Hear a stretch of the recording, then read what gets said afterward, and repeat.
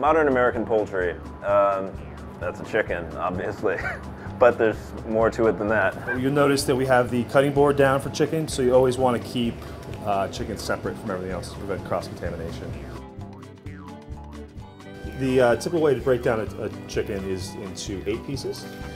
You open up this skin here. You break that hip joint out and remove the oyster. Get your finger up.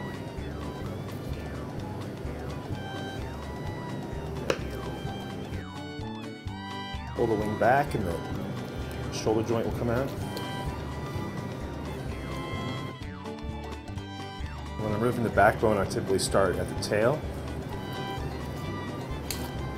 Come through those ribs, all the way through. And then you can snap. Those breaks will snap right off. The wishbone is also right in here. So you would want to remove that.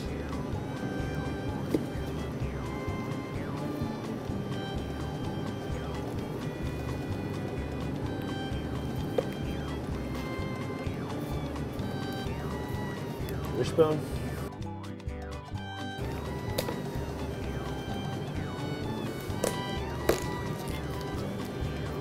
And then you have your breast.